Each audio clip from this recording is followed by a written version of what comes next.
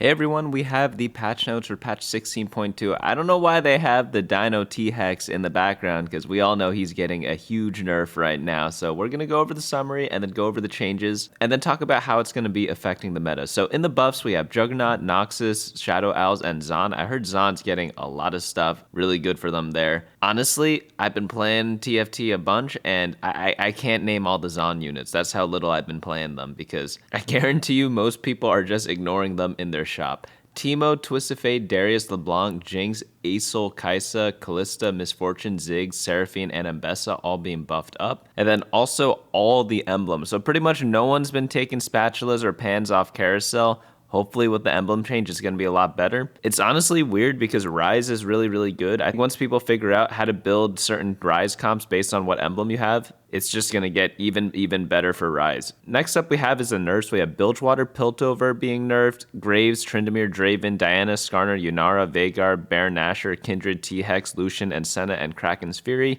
Not really too many surprises there. Pretty much all the win out comps and like a bunch of legendaries. Legendaries were very strong, right? Those are all being nerfed. Tryndamere was like the only viable reroll along with Graves. We'll have to see how big the numbers are though to actually know their actual impact. Adjusting Ionia, Ixtal, Kabuko, and Bard. I personally love Kabuko. Bard they want to see more as like a carry rather than just an econ engine. I think Bard was definitely overplayed in the last patch, but rotating shop, we got Thresh, Nico, and then like I think this is a boom, and then whatever this is, and then we have some system changes. So in the opening encounters, I think we got a new one for Wednesday. It's called Gwen's Day. But 6% chance to appear. After the first 3 carousels, Gwen gives players a random component and a pair of scissors that can cut items into components. So you have a nice little item salvager in case you want to slam some items early on that portal and then remake them later if you want to pivot your comp. Draven, Lissandra, and Teemo all got reduced odds to make up for Gwen, and then all other opening encounters are also going down by a tiny little bit. Now onto the large changes. Large like the Ixtal Sun Shards, I never cashed out. So, okay, wow, lots of Bilgewater change. Bilgewater 2 cost price is going to be nerfed from 30 Silver Serpents up to 35, so it's going to be a bit more expensive to buy Graves and Twisted Fate now. Bilgewater Captain's Brew debuff duration 3 to 2 seconds. The Brew AD and AP is also being dropped a little bit. This was one of the best Bilgewater items by far. Deadman's Dagger on-kill stats going to be dropped down by 5 AD and AP. Ionia Path of Prosperous base stats dropping at 3 and 5 Ionia. I'm glad that they're keeping the 7 up because I don't see too many 7 Ionia builds. Hopefully with the emblem buffs we see it. Ionia Path of Transcendence 3-star bonus 50% to 100. Is Yasuo reroll going to be absolutely bonkers busted with this? Maybe even some Ahri?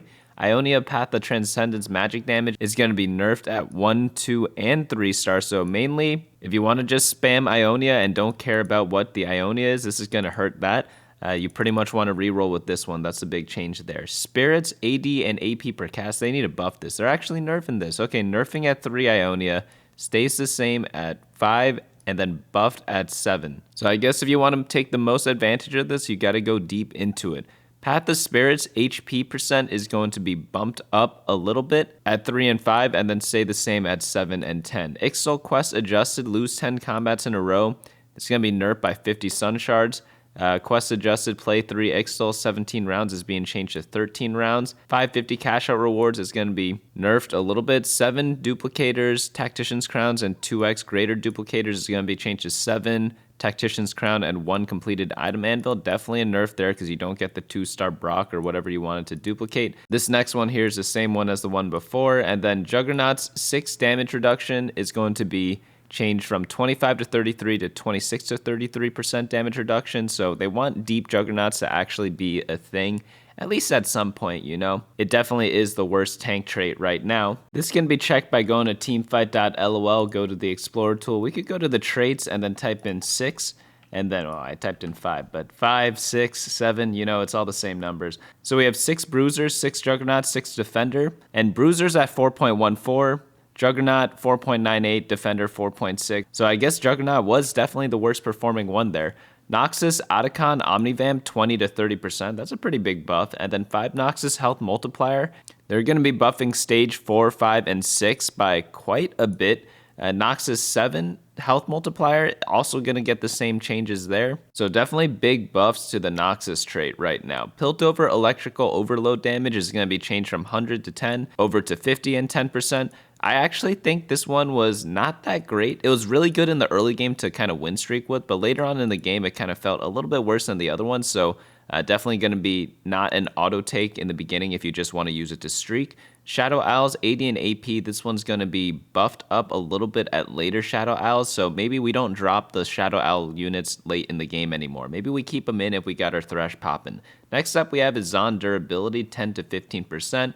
Zon 5 heal, 25% max health being bumped up to 30. I'm actually excited to play a bunch of Zon. Like, I don't know, Jinx was so fun before, but last patch definitely not great, so hopefully we see some Jinx back in action. But this is the big change here. This is the 2 cost units Bard rerolls on loss. It's going to be changed from 1, 2, 3, 3, 3 to 1, 1, 2, 3, 3. So you get a couple less rerolls in the middle stages, which definitely hurt a lot because that's like for the whole stage, right? So you have 5 less rerolls, 10 less if you played for the whole time. That definitely does add up. That's like 20 gold, right? But his spell damage is going to be buffed up a little bit to compensate. So hopefully reroll Bard is going to be the main way he's played, or absolute worst case scenario, if you truly do need econ, Bard is there for you. But I don't like how people were playing him in pretty much every comp just because he gave so much gold.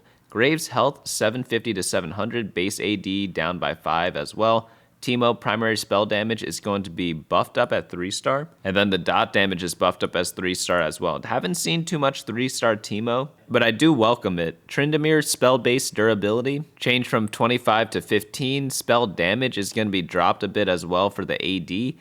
Honestly, I didn't even know he had spell durability. Like, all I know is that he was killing everything while also tanking everything. I guess this explains half of that reason. Tryndamere's Ash spell passive is increased move speed, is down from 250 to 100. So actually, like, disgusting nerfs to Tryndamere. I know he was good, I'm not denying that, but this seems like a bit much. Maybe because they're nerfing other stuff as well, it's not going to make him too bad, but just based off of first glance, I don't know if he's going to see that much play going on into the future. Twisted Fate passive damage, this one's going to be buffed up at 1-star and 2-star and 3-star, really? Did Twisted Fate really need buffs? I guess since you nerfed Captain's Brew, which was a great item on him, he needs something back in exchange.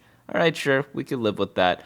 Moving on into tier 3, we have Darius mana is going to be buffed up by a bunch. I actually really like Darius. I hope he does see a lot more play. His HP heal is going to be changed from 10 to 15%. Draven base AD getting 5 AD additional, but his spell damage is going to be nerfed a bit. So what do they say about that here? It may be the League of Draven, but it's not Draven fight tactics. We're significantly lowering the damage on Draven's empowered axes, but we're buffing his base AD to even things out a tad. This will still be an overall nerf for Draven, and this allows them to buff Darius a little bit. It also makes room for a LeBlanc buff, and obviously probably a bunch of the other Noxian changes. But yeah, his spell does do less damage, but I don't know, he kind of relies on his auto attacks a bunch. Like, what do we build on Draven? We build like Rageblade Kraken, so the AD definitely helps out a bit. Like, I know they say it's an overall nerf, but it's probably not even going to be that bad. Kabuko Bug Fix no longer incorrectly heals again for the full amount at the end of his spell. Kabuko heal is going to be changed from something kind of low to something a lot more, but I'm guessing that's to compensate for the bug fix. They're probably going to talk about that here. Kabuko was healing for double his intended amount at the end of his ability, but despite that, he was still pretty balanced. We're fixing this bug fix with a near power neutral change. Yep, that's pretty much what they did there. Remove the bug and then increasing the actual amount by quite a bit, but it is less since it's less than half, right? But they're saying that we didn't simply double the heal of the ability because the bug happened at the end of his cast where he could die before the full benefit. Okay, so it should be break even. That's what they're saying. Jinx spell has been completely rewritten, fixing bugs where Jinx would not attack and sometimes lose damage, really. And then Jinx's spell is going to be buffed up by quite a bit at all 3 levels. LeBlanc, same thing, and same with her secondary damage. So Noxus seems like it's going to be the comp of this patch. Like, there's a lot of Noxus changes. I know no one was really playing, like, I don't know, 7 Noxus boards, but I saw it sometimes. Was it really that bad that they needed all these changes? It seems like Noxus is going to be pretty good. Mbessa slam damage going to be buffed up a little bit. Diana base AD going to be nerfed, so that should hurt her attack speed a lot. Diana's Rage Blade, Bloodthirster, Titans build had her surviving with infinite casts, infinite shields, infinite dashes. This pretty much sounds like one of those newly released League of Legends champions, right? While dealing a whole lot of unintended physical damage as fights went on. Okay, in League of Legends, this would be true damage, but we're playing TFT here. We're nerfing her base AD and shield in the hopes that this evens out her build pass even more, in line with her AP form, and while AP Kai'Sa has found success, her AD form has been lost to the void. Small damage boosted help. Okay, so yeah, Diana's shield is getting nerfed a bit at 1 and 2 star, but are they compensating with AP build buffs? It doesn't look like it, so this is just a straight up nerf to Diana. I would have liked to see maybe like a bit more spell damage or something like that to kind of incentivize the AP builds. I don't know if Diana's going to be that great. Maybe as like a completely worst case scenario, you play her and it's going to be okay, but definitely not a free top 4 anymore, probably not even a free top 5. Kai'Sa, AD, form, spell damage, they're going to be buffing up the AD a bit. For Kalista, attack speed increase and mana is going to be decreased. She was one of the lower end 4 costs. When you played Shadow Owls, normally you play around 4 costs in most comps, right? But in Shadow Owls, you didn't really play around Kalista. You kind of skipped her and went straight for Thresh. Kalista, number of targets is going to be changed from 3 to 4. Total damage is unchanged. 50% of the spears still go into the primary target. That should help a bit with like AoE, makes red buff a little bit better on her and Last Whisper. It does end up being less concentrated damage, which obviously is a bit worse, but maybe you adjust the build a bit. Obviously her mana and attack speed buffs are helping out a lot more to compensate for this, and total damage is the same is what they're saying. So Misfortune base spell damage is going to be buffed up a little bit. I think people are saying that she's only good in Bilgewater and outside of it pretty lackluster, so maybe this helps fix that. I don't think it will actually fix it, but it does help a little bit. Seraphine, damage per crystal, this one's going to be buffed up a little bit. Healing, going to be nerfed. Singe role is going to be changed from Magic Fighter to Magic Tank. Move speed going to be buffed up a lot, but that's because fighters have more move speed, so that kind of just is net neutral. Singe, mana per second, 10 to 5, and then the heal going to be bumped up quite a bit based on AP. Did they talk about it here? We're giving Singe a small buff and adjusting his role, so you should be playing him as a utility tank. Yeah, I thought that's what people were doing already. But they're saying it's a small buff. I think Singe needs like a bigger buff. I don't know. I think they put most of the buffs in the Zon trait and the other unit, so maybe Singe is probably still going to be fine. I want to see him be used as like how Diana is being used in the last patch, as kind of like a backup scenario for lose streak starts, and something you can use to stabilize, get nice top 4s with, etc., etc. I think he still can do that thing, because I think there's going to be a bunch of Zon buffs, and like a bunch of Zon units got buffs too. Skarner stun duration, this one's going to be nerfed quite a bit. Yunara spell damage going to be dropped just a smidge, and then Yunara reduction per enemy going to be changed from 70% to 75.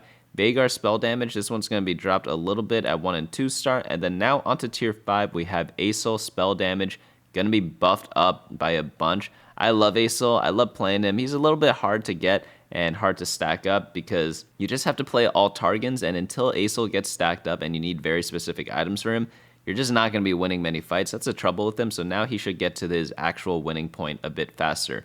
Nashor's acid glob damage is going to be changed from 50% of base damage to 40, 45, and 50. Still going to be good. Like, he's absolutely disgusting. This is a very small part. I don't really see too many Barons anymore. Most people are just focused around Kai'Sa and only going for Baron in like the high roll games, but instead of like automatic first, because I see this guy beat so many cap boards and you just had like level 10 with Baron. Not that I'm trivializing him or anything, but it felt kind of silly that some team with like a bunch of 2-star legendaries is losing to 1-star Baron. Hopefully this should kind of change that. Kindred passive damage 350 to 300. Kindred spell duration 2.5 to 2. This is a pretty big change. This was so good, right? Senna and Lucian Black Mist duration going to be dropped by almost half the duration. Wow. T-Hex caster stats going to be changed from 3612 to 245. Wow. Do you even want a 3-star anymore? You probably don't need the 3-star Caitlyn. You just want to go for 2-star Caitlyn now and just try to unlock T-Hex the old-fashioned way without reroll, because the big advantage of her was getting that 12 mana regen by eating her. But now it gives less than half the mana. Wow, that's actually crazy. T-Hex shield, 20% max health is being changed to 10. T-Hex spell damage is going to be nerfed a bunch as well. You know, I don't even mind these T-Hex nerfs. I hated the comp. I hated that it was so good. And I hated that it was so easy to play. The fall off damage is also going to be changed from 18 max of 55 to 25 max of 75. So honestly, I know I normally don't like this when they're nerfing something by a ton. especially this change. This is the biggest one, but in this case, I actually am happy. Not going to elaborate. Ziggs AS is going to be buffed up. Ziggs mana going to be buffed as well, and then the passive damage going to be buffed. I personally really like Ziggs. I think he's a really cool unit. I think he's very underplayed. I'm hoping to see him in maybe a Demacia build with Vayne, or maybe actually utilize with Kaisa in some of the Void builds. That would be kind of cool to see. And of course, obviously, like the Zon builds, because Zon got buffed as well. You could play Ziggs as your late game cap. Core items, Kraken's Fury, attack speed at max stacks is going to be changed from 30 to 15. Part of the AD dominant meta is due to the power of Kraken's Fury. With that, a bit less furious, we expect to see more AP lines emerge. This does hurt Vayne a lot in the Demacia build. I didn't see Demacia mentioned pretty much at all in the patch notes so far. So, I don't know. Demacia was kind of a meh before. I mean, it was decent. It was definitely playable, but it wasn't like OP by any means. So, the Kraken's nerf definitely does hurt Vayne, but obviously all the other comps that were better than it got hurt even more. So, maybe Demacia's in the same exact place it was before. Emblems, okay. Bilgewater Emblem stats, 1 mana regen, going to be changed to 2, and then 10, 80, and AP. Demacia Emblem going to be buffed up by a bunch. You get mana regen now and more armor. Freljord get more health. Ionia get more AP and AD. Ixtal get more HP. Noxus get more AD and AP. Void, okay, you pretty much just get more of everything. I'm going to just skip all these emblems, but literally every emblem's being buffed, it looks like. Whatever stats you got before, you're just going to get a little bit more of, and sometimes you get a little bonus. So definitely all these help. If you're ever curious at which emblems are the best, just go to items and then filter by emblems. And then you can sort by total games or average placement. That's generally a good place to start, just to see how things are kind of affecting each and every comp. But definitely should be exciting to kind of try this, especially with a bunch of Rise builds. I expect Rise to be played a lot more because all these emblems are being buffed. Artifacts, okay, let's look at the artifacts. Overall, we're taking a balanced pass to make sure our new artifacts are on par with the rest of the roster. Buffing our Aegises, okay, I don't even know how to say all these, to tick faster, stealing more resistances over time, slight decrease in the multiplier for their combo. Okay, so Donna's Steel armor is being changed from 3 seconds to 2.5. Instead of activating every 1.5 with Dusk, it's now 1.25. Same changes to the MR1, and then Kappa Juice, base juice is going to be buffed from 20 to 25. Juice scaling is going to be 0.8 to 1%. Darkened Scythe Slash can no longer critically strike or apply on hit effects. And then Void Gauntlet stored, 25% max health and 2% more every second is going to be changed to 30% max health and 2.5 more every second. Radiant items, they're going to do a pass here. All buffs to our underperforming Radiant items except for Kraken's Fury, which is being nerfed to be online with the nerfs to its core form. This is a follow-up on a Radiant item overhaul that we did at the start of the set, where we changed the roster to be about 2 times the core version's power. So again, you could do the same thing here, just go to Radiant items, and then I guarantee if we sort by average placement, scroll to the bottom, we're going to see a lot of the items that are going to be buffing. So Warmogs, Stoneplate, Adaptive, let's see if they did those. So Adaptive's there, Dragon Claw's there, Gargoyles is there, Spirit Visage, Steadfast, and then Warmogs. So yeah, literally the same exact ones that were doing bad in the stats are going to be buffed up here. Normally you want Radiance on like your carries, so I get why like most of the ones that are quote unquote bad are tank items. Just because TFT just works that way, right? Like you mainly play around your carry. You're not like prioritizing all your tank items most of the time. You're just prioritizing your damage items, and then whatever leftovers you have, you make whatever tank items you can get. So same thing kind of applies to Radiance. You'd rather have a damage Radiant in most cases, but obviously tank Radiants are still good because they're flexible and can go into any comp, whereas a damage one, you need specific ones for your specific carry. So now onto Augments. Axiomata has been temporarily removed. Axiom Augments backline hexes will now always appear in a corner hex. Vandal Bounty Gold per Yordle is going to be changed from 3 to 2. 5 to 4 for the second one, and then Birthday Reunion Thieves Glove requirement is being changed from 6 to 7. So I actually think this augment's OP. It's probably still going to be OP even with this change, to be honest with you. You just get so much from it. Bronze for Life now grants 4 armor and MR per trait instead of 2% durability. That actually makes a lot more sense. Growth Mindset has been removed. Hexgate Travel has been removed. Silco's Revenge augment max health damage 40 to 30, Soul Awakening bonus true damage 15 to 12. Trials of Twilight now grants 2 copies of Xin Zhao immediately instead of 1. And then the World Runes cash out gold 40 to 30. So I'm most happy about Growth Mindset being removed because they said it was going to be removed before. Then for some reason it stuck with us. and then now they're finally removing it again. So I'm glad that that's happened because of the reasons I stated before, which were they used to have level up appear in stage 4, so you pretty much had to change your habit from pre-leveling all the time to not pre-leveling, and then they removed it so you didn't have to worry about that anymore. But then they added this, and then people were kind of like not leveling and not pre-leveling to kind of play around it. It's just annoying, it's a hassle, and I'm a person of habit. Small changes. Augments Evolve and Overcome now displays total XP earned in its tooltip. I love changes like these. I love having more clear tooltips, especially on the augments. I love having counters and stuff for the ones that could use it. I hope they add more of these in the future. Honestly, I think one day one of their interns should just go through every augment, see if it needs a counter, and then like flag it, and then tell everyone, and then they work on it, and then they add it to the game eventually, especially for the recurring ones. That would be really good, because then we have them forever. Infinity Protection has had its tooltip improved. Late game scaling tooltip now specifies that it only counts player combats. Slice of Life has had its tooltip improved. Too Much Value tooltip now specifies that it only counts player combats. Okay, so now onto bug fixes. Holy cow, that's a lot. Okay, Jinx script has been rewritten from scratch and should no longer stop attacking. Veigar's increased AP passive and blue buff properly interact now. Icon flexing. Flexible is now using the correct augment icon. Warlord's honor stack counter visual effects are now properly removed when a champion is benched. Hustler is now properly excluded from hedge fund and invested.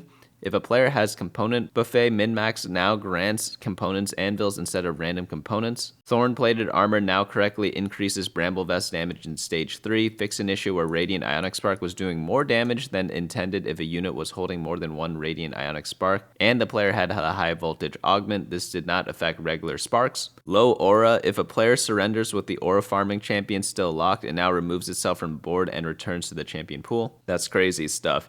Veigar, Misfortune, and Asol's ability will no longer miss if enemies move more than one. Okay, thank God.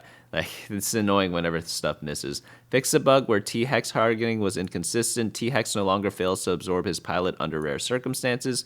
Quick Strikers no longer acquire targeting before other units at combat start. Construct a champion no longer fails if the player has 2 copies of the unit on the rightmost slots of their bench. Hextech Gunblade no longer breaks Fizz's empowered auto attacks. Brotherly Love Yone can no longer revive Yasuo under rare circumstances. Silas's ability logic improved to more likely use Garen's spell when one unit is alive. Fiddlesticks walking logic improved to better hit more enemies on average. Does that mean we don't need to frontline him anymore? Maybe leaving him on the second row gets him to hit the back row now? I don't know. We'll have to test that out. I'll let you know. Ixtal quest timing properly checks at the end of the combat phase. This is a big change there. So a lot of little min-maxes were found with the Ixtal quest timing, but now if it's actually at the end of combat phase, that definitely makes it a lot more consistent and easier to kind of play around. Free rerolls from the trade sector and commerce core now stack. Lucky Gloves Plus properly grants its extra sparring gloves in Talker's Trial. Deals 7,500 damage. Ixtal Quest properly completes on away boards. Wood Axiom no longer occasionally loses its bonus health at start of combat. Physical damage from Fizz's empowered attacks can now properly critically strike. Void Mutation tooltips properly update when becoming supercharged. Lissandra overkill damage applies when killing reviving units such as Zaheen and Aatrox. Wukong's clone properly benefits from Thorn-plated armor. Fateful finds Charm from Xerath properly has VFX. And then Prismatic Ionia Enlightened Path properly grants XP. I'm surprised they didn't nerf the gold and XP Ionias. I thought that would be something that they would target. I guess you can't nerf everything, right? They did buff the effects of Ionia, and then they nerfed Yunara. Cooking Pot no longer grants stats to summons, and then fix an issue where Servalag could occasionally cause Garen to heal the wrong amount. Oh, that's funny. And then fix issues where selecting combat-based Ixtal quests during combat would cause them to not complete that round. So lots of changes here. Obviously, huge patch.